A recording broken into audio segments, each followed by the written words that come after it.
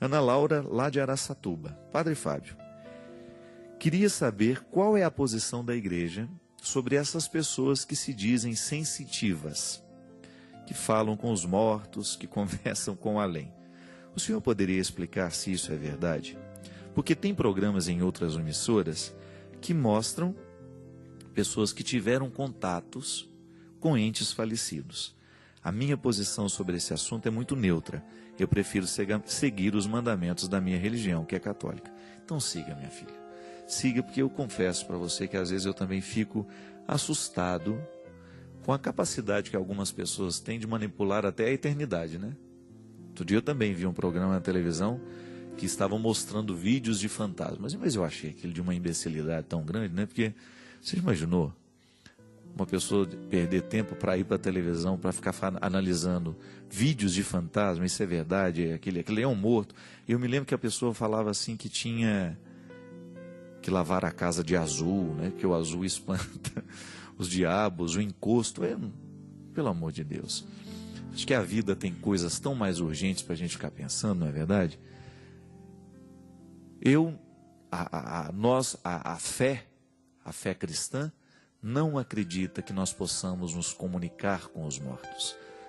A comunhão dos santos sugere coisas muito mais nobres do que isso. Então, muitas vezes as pessoas entram nessas histórias porque estão fragilizadas. E a gente sabe, a parapsicologia explica muitas coisas. Eu me recordo de um curso que eu fiz com o Padre Quevedo.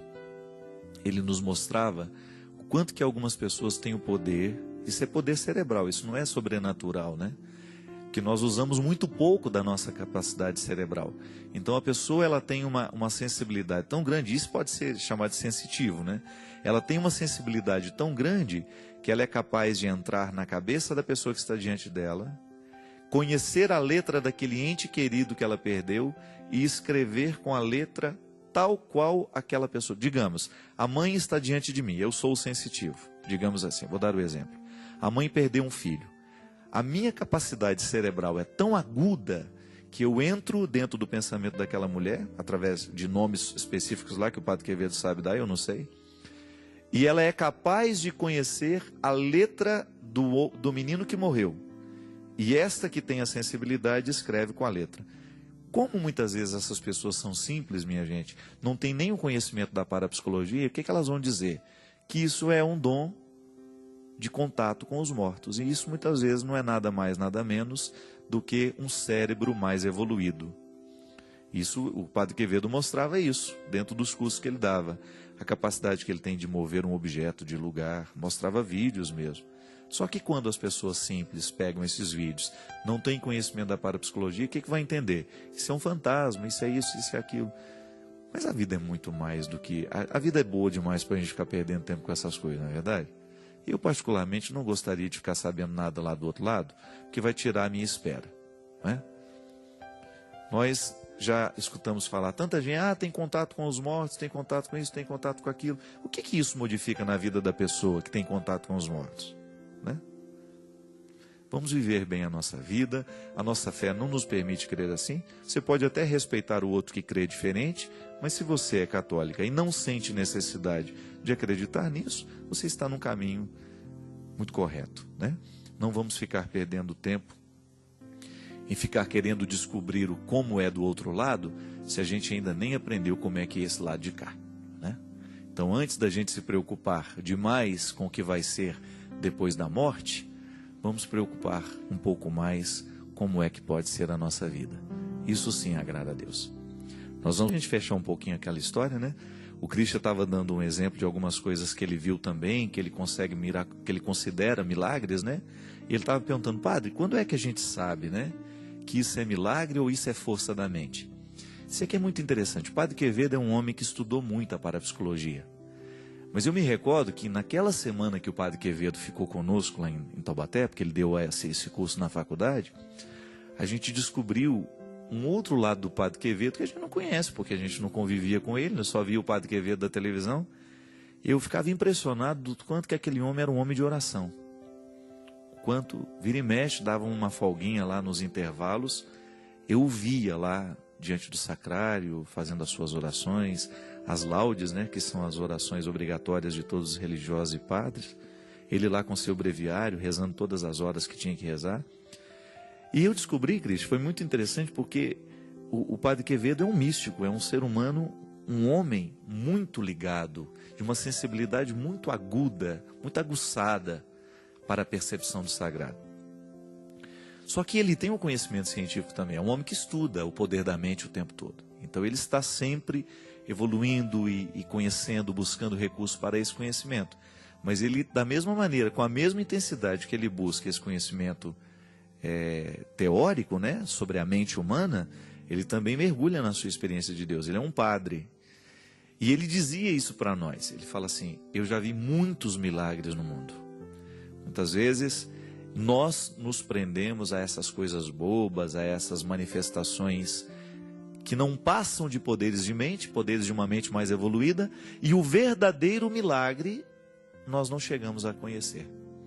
Um exemplo disso ele disse que uma das coisas mais bonitas que ele viu na vida, que a ciência jamais conseguiu explicar, por mais que tentasse, até mesmo a NASA, né, com todas as suas pesquisas, é justamente a imagem de Guadalupe, a imagem de Nossa Senhora de Guadalupe.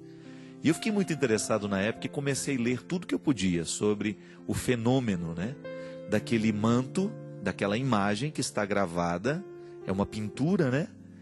Mas o que é mais interessante naquilo lá, e o Padre Quevedo dizia para nós, aquelas cores que você vê na imagem de Nossa Senhora que está ali, que foi justamente o índio, né, que estava levando as flores num tempo de inverno, né? O bispo queria, né? Então tá bom, se essa virgem que está lhe pedindo para construir o santuário, ela verdadeiramente quiser que este santuário seja construído, porque o bispo duvidava do índio, fale para ela mandar para nós então um sinal. E era um tempo de inverno naquela região, ele vem, traz flores para o bispo, naquele manto. E o mais bonito é que, quando ele abre o manto para jogar as flores, ele não sabia que aquela imagem estava gravada. Tem aquela imagem, então, que ele também se surpreende. E o interessante, minha gente, que já foram feitas pesquisas na tintura da imagem de Guadalupe, que é aquela que está exposta lá em Guadalajara, no México. Aquela tinta, ela não pertence nem ao reino mineral, nem ao vegetal, nem ao animal.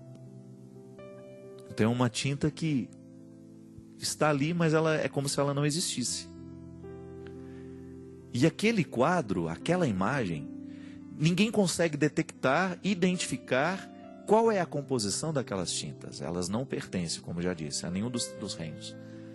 E aí você tem um fenômeno ainda mais interessante, porque quando a NASA começou a identificar, a estudar aquele quadro, começaram a radiografar inúmeras vezes, multiplicar aquilo para tentar chegar à origem daquela tinta, como é que essa pintura está aí, né?